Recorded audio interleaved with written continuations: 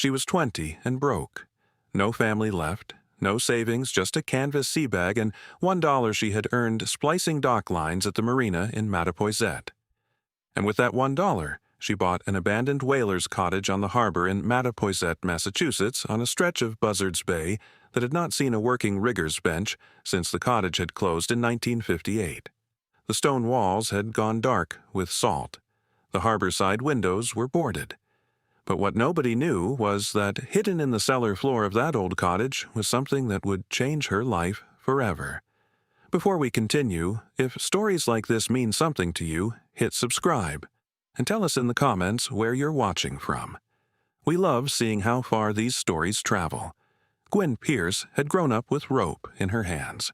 Not the hardware store rope that came shrink-wrapped on a plastic spool, the real rope. The three-strand twisted nylon and manila and cotton that a person could hold between her palms and feel the lay of, the direction of the twist, the tension in each strand, and know, by the feel, whether the rope was sound or whether it was ready to part. Her grandmother had taught her to feel rope the way certain grandmothers in certain harbor towns teach a child the one thing the harbor requires, by putting it in her hands and letting her work it until the working became knowing.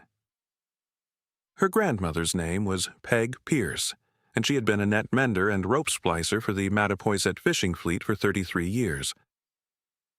Peg had not worked on a boat.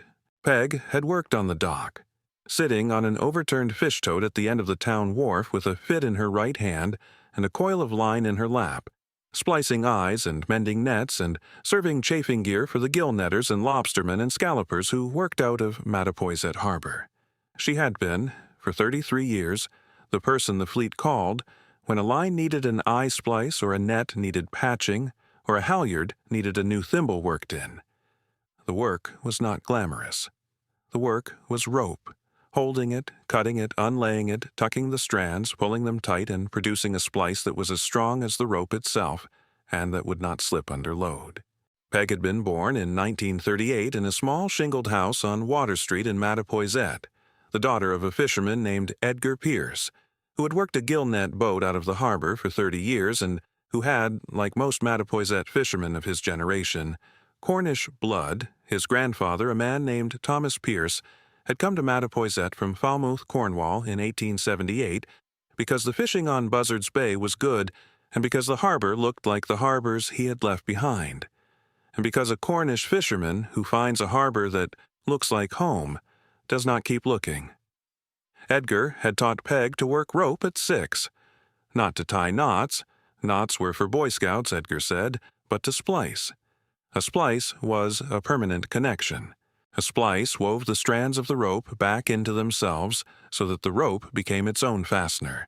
And a properly made splice was stronger than any knot because a knot weakened the rope by bending it sharply at the point of the knot, while a splice distributed the load evenly across the full diameter of the line. Edgar had believed that a person who understood the splice understood the most important thing about rope, that rope was not a single thing but 3 things twisted together, and that the strength of the rope was not in any single strand but in the relationship between the strands, each one holding the other 2 in place, each one carrying a third of the load, each one useless without the others. Peg had absorbed this. She had absorbed it the way harbor children absorb things, not from a lesson but from proximity, from the specific physical closeness of a child to a working parent on a dock, watching the hands, hearing the gulls, smelling the salt and the tar and the fish, and understanding, without being told, that the work on the dock was the work that held the fleet together. Peg had gone to work on the wharf at 16 in 1954, mending nets for the gill net boats. She had been the only woman on the dock. The fishermen had watched her work and had said nothing at first, because Edgar Pierce's daughter splicing rope on his dock was Edgar Pierce's business and not theirs.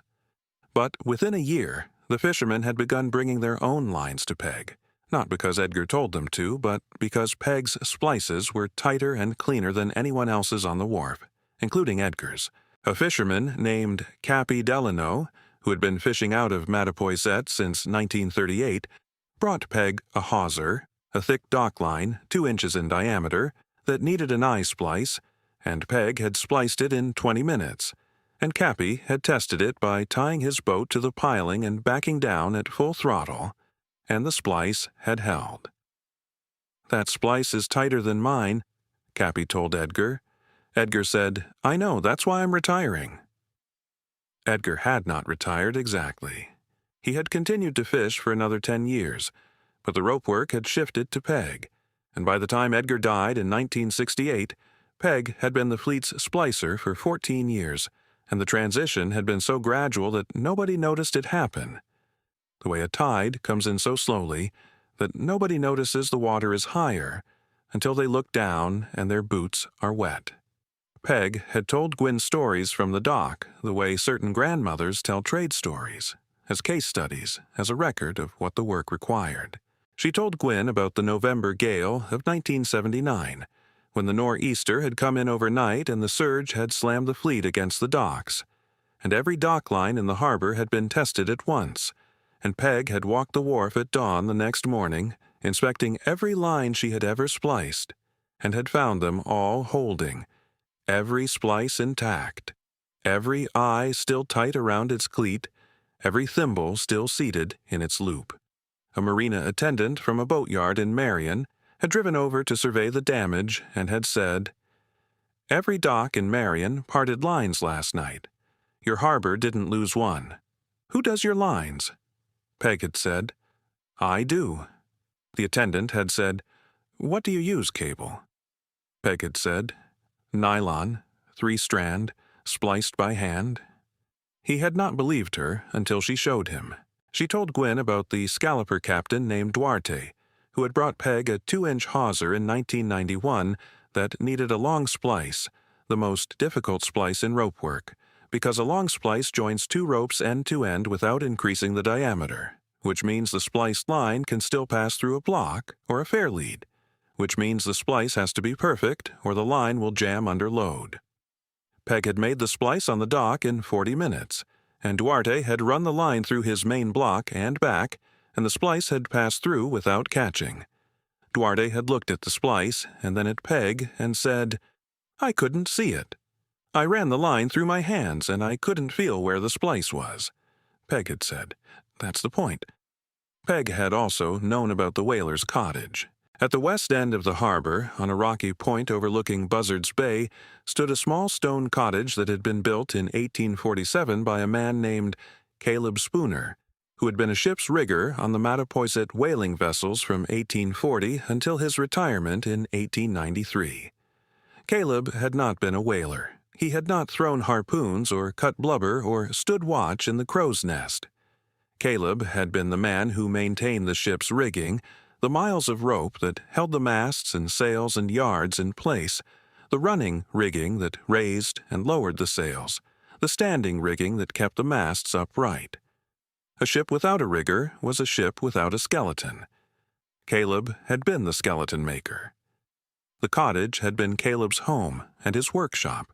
The ground floor had been his rigging loft, a long room where he had laid out rope and spliced and served and seized it before carrying it to the ship. The cellar had been his storage. Coils of rope, barrels of tar, kegs of tallow. Caleb had worked from the cottage until 1893, and his son had lived in it until 1920. And after that, the cottage had passed through several owners and had been used as a fish shack, a storage building, and finally nothing. It had been empty since 1958. Peg had told Gwyn about Caleb Spooner as Lineage, not as history.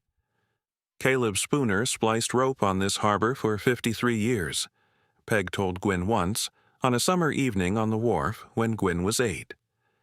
"Every splice I make the same way Caleb made it, because the splice hasn't changed in 200 years. A 3-strand eye splice is a 3-strand eye splice. The rope has gotten better. The splice has not. The splice was perfect the first time somebody figured it out, and nobody has improved it since. That's how you know it's right. When something can't be improved, it's finished." Peg had married a man named Warren Pierce, a distant cousin, a boat carpenter who had maintained the wooden hulls and decks of the Mattapoisett fleet for 20 years, and who had understood that a wife who came home every evening with tar on her fingers and rope burns on her palms was a wife whose work was essential to the same fleet he worked for, and that the correct response was to have supper ready and not to comment on the tar. Warren had died in 2002. Peg had continued alone. Peg and Warren had had one son, a man named Colum, who was Gwyn's father. Colum had left Mattapoisett at 19, had moved to New Bedford, had worked on a scallop dragger for 3 years, had gotten a woman pregnant, a woman named Sheila, who was Gwyn's mother, and had been lost at sea when the dragger went down in a November gale off George Bank when Gwyn was 2. Sheila had tried to raise Gwyn alone in New Bedford for 3 years on a fish-packing plant salary and had not been able to, and Gwyn had been sent to Mattapoisett to live with Peg when she was 5. Peg had raised Gwyn from the age of 5 until Peg's death when Gwyn was 16. 11 years on the harbor, the shingled house on Water Street, the wharf, the smell of salt and tar, and the specific clean smell of new rope being uncoiled for the first time. Peg had put Gwyn on the dock beside her from the first summer, sitting on a fish tote with a practice line and a wooden fid, learning the motions. Peg had taught Gwyn to splice at 6. She had given her a 3-foot length of three-strand nylon and a wooden fid, a tapered tool about the size of a large pencil used to open the strands of the rope so the working strands could be tucked through, and had said, "Unlay 6 inches. That means untwist the 3 strands until they're separate. Then take strand 1 and tuck it under strand 2 of the standing part going against the lay. Then take strand 2 and tuck it under the next strand. Then strand 3 under the last. 3 tucks is an eye splice. Pull it tight. The tighter you pull, the stronger it holds." Gwyn had made the splice. It had been ugly. Loose, uneven, the tucks bunched up on one side, and Peg had looked at it and said, "That's an honest splice. It's ugly, but it won't slip. Now make it again." Gwyn had made it again, and again, and again.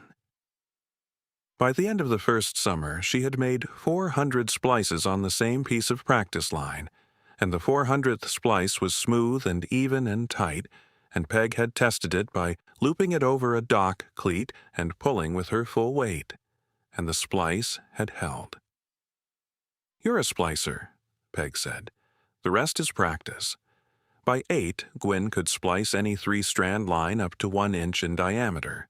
By 10, Peg had taught her to serve, to wrap small line tightly around a section of rope to protect it from chafing, using a serving mallet, a heavy wooden tool that held the tension while the server walked around the rope, winding the small line on. Serving was physical work. It required arm strength and a steady pace and the patience to walk 50 or 60 turns around a 3-foot section of rope without losing tension. By 12, Gwyn could serve a section of halyard that the fishermen could not tell from Peg's own work. By 14, Gwyn had begun taking her own repair jobs on the dock. A lobsterman named Mr. Souza brought her a set of pot warp, the lines that connected his lobster traps to the surface buoys, that needed new eye splices on every end. 42 splices in total. Gwyn had done them in an afternoon, sitting on the fish tote at the end of the wharf, and Mr. Souza had tested each one by hand and said, "These are peg-pierce splices." Gwyn said, "Yes, sir." Mr. Souza said, "How old are you?" Gwyn said, 14. Mr. Souza looked at Peg, who was sitting on the next tote mending a net, and said, "Peg, she's better than you were at 14. Peg said, "She's better than I was at 20. Peg had died when Gwyn was 16. A fall on the wharf on a December morning, the dock was icy, Peg's boots were old, and the fall had broken her hip, and the hip had led to the hospital, and the hospital had led to pneumonia. And Peg had died on Christmas Eve in Toby Hospital in Wareham, with a length of 3-strand nylon in her coat pocket that she had been splicing when she fell. Gwyn had taken the nylon from the pocket and finished the splice in the hospital waiting room. The nurses had not stopped her. Gwyn had taken Peg's fid, a whale-ivory fid, old and yellowed, that Edgar had given Peg in 1954, and that Peg had used for 33 years, and Peg's serving mallet and a coil of waxed whipping twine. She had also taken a framed photograph of Peg on the wharf in 1971, sitting on a fish tote with a hawser across her knees. After Peg's death, Gwyn had finished high school in Mattapoisett. She had not gone to college. She had gotten a job at the Mattapoisett Boat Yard, a small yard on the harbor that stored and maintained recreational boats, doing dock work, splicing lines, and serving chafing gear for $12 an hour. She had rented a room in a boarding house on Main Street for $400 a month, an old sea captain's house that had been converted into 6 small rooms with a shared kitchen. She had walked past the whaler's cottage every morning on her way to the boatyard, the same way she had walked past it every summer with Peg, and she had looked at it through the salt-stained windows and thought about Caleb Spooner. The boarding house had closed in the spring of Gwyn's 20th year. The owner, an elderly woman named Mrs. Briggs, had retired to her daughter's house in Plymouth and had sold the building to a developer. Gwyn had been given 30 days. If you're enjoying this story, take a second and subscribe. It helps us keep making stories like this one. And tell us in the comments, have you ever held a rope in your hands and felt, in the twist, the strength of 3 things working together? She had $1 in her pocket and no car. She had Peg's whale-ivory fid in her sea bag. She did not need a listing or a bulletin board or a conversation at a feed store. She had been walking past the building every morning for 4 years. She knew it was empty. She knew it was stone. She knew the cellar was dry because Peg had told her Caleb had built it above the high tide line and had laid the floor with Mattapoisett granite, which does not hold moisture. She walked to the Plymouth County Clerk's office in Plymouth the next morning. The clerk, a man in his 60s named Mr. Tavares, pulled up the listing and said, "The Spooner Cottage on the harbor point in Mattapoisett. Stone building about 700 square feet with cellar on a 0.4-acre parcel. Surplus since 2006. $1. He looked at her. "That's a whaler's cottage, built in 1847. The Historical Commission tried to get it landmarked but couldn't find the money for restoration." He stamped the deed and handed her a heavy iron key on a loop of tarred marline. "The cellar stairs are on the east side. Be careful. The treads are granite." She walked the harbor road to the cottage that afternoon. It stood on the rocky point exactly as she had seen it every morning. A small square stone cottage with a slate roof, a chimney, and a heavy plank door facing the harbor. She put the key in the lock. It turned. 1 long room. Stone walls, a wide plank floor, heavy timber beams, a stone fireplace at the west end. This had been Caleb's rigging loft of the room where he had laid out rope and worked it. Along the north wall, a heavy wooden workbench with iron hooks for holding line under tension. On the east side, a narrow granite staircase descended to the cellar. The cellar was cool and dry. Stone walls, a granite flagstone floor, a low vaulted ceiling. Exactly as Peg had said. At the back of the cellar, against the west wall, one flagstone was different from the others. It was slightly smaller and its edges had been chiseled clean, the careful work of a mason, not the rough cut of the other stones. Gwyn knelt. She worked Peg's fid under the edge of the chiseled flagstone and pried. The stone lifted. Beneath it, in a shallow granite-lined cavity, wrapped in tarred canvas, were a leather tool roll, a heavy canvas pouch, and a thick, leather-bound book.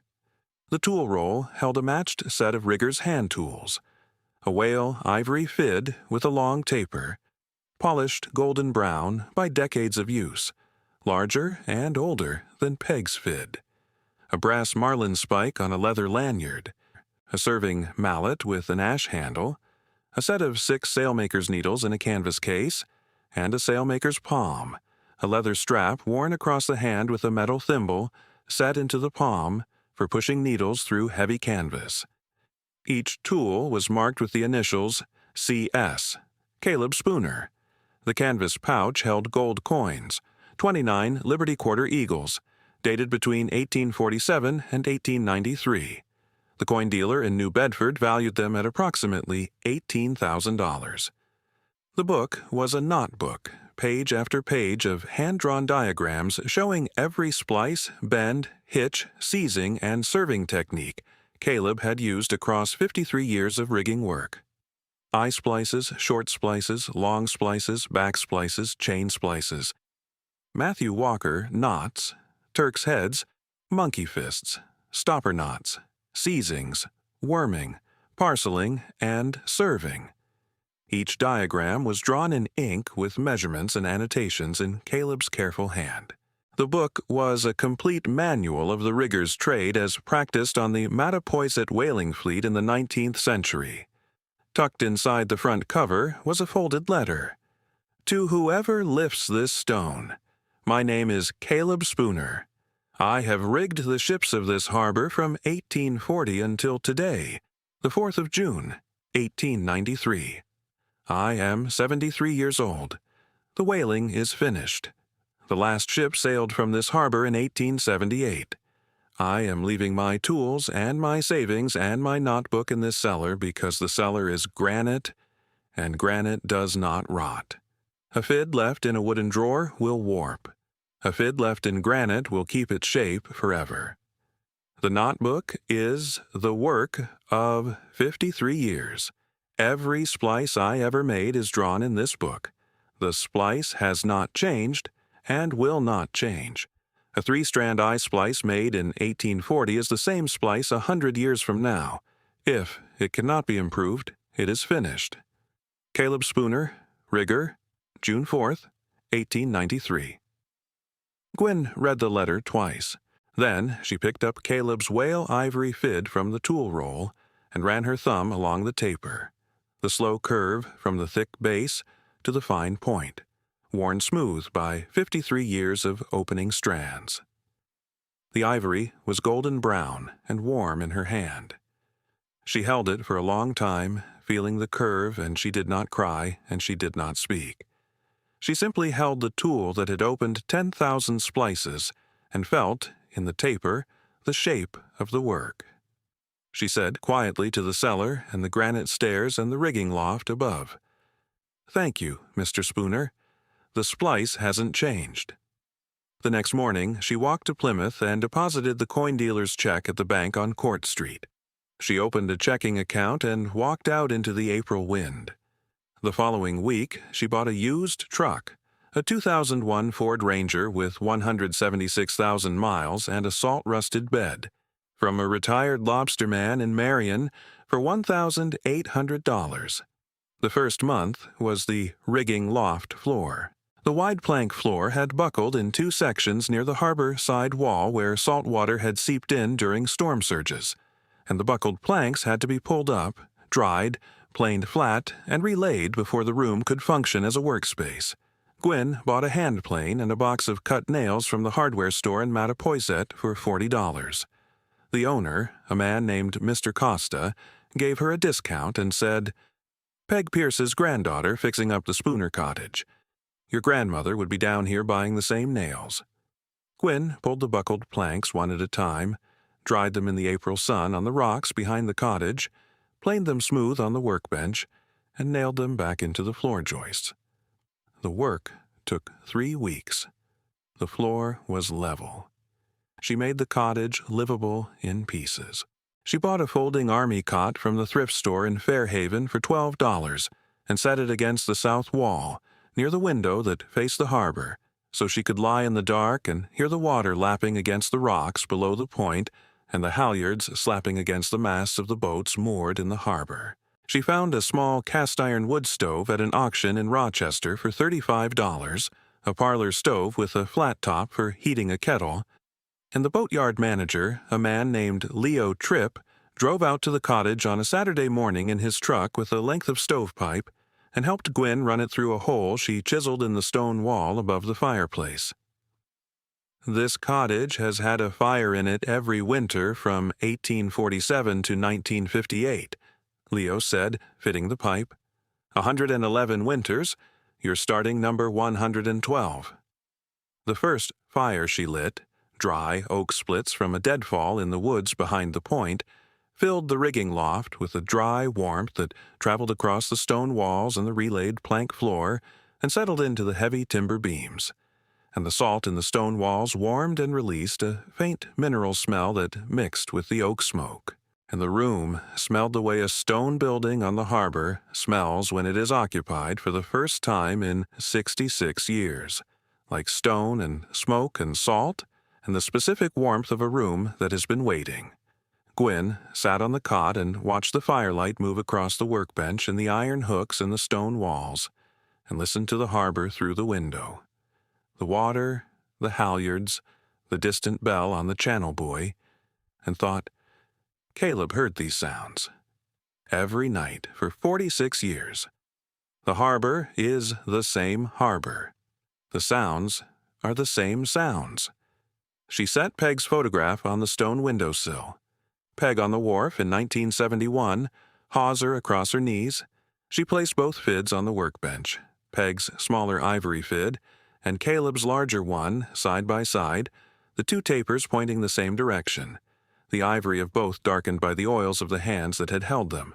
She hung the knot book from an iron hook above the workbench, open to the eye-splice diagram. Caleb's most detailed drawing, the 3 tucks rendered in careful ink, each strand labeled, the finished splice drawn from 3 angles. She set a coil of new 3-strand nylon on the bench beside the fids, ready to be worked.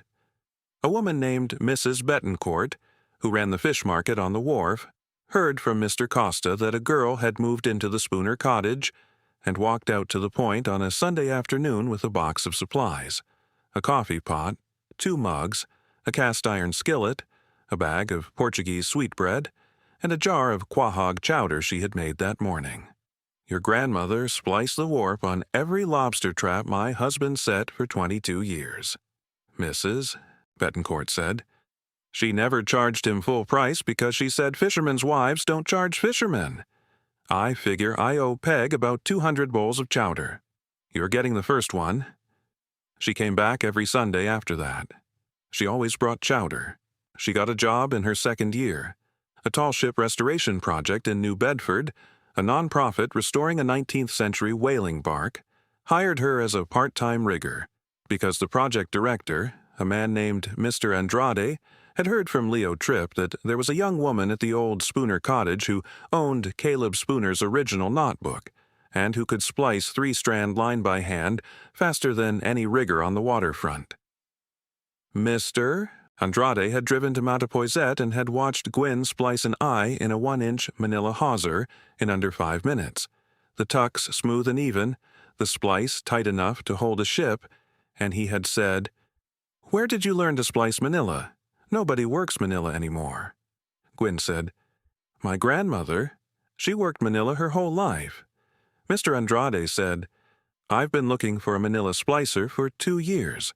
The tall ships need manila. The modern rope won't do. It has to be manila, and it has to be spliced by hand." He hired her that afternoon. Word spread along the waterfront.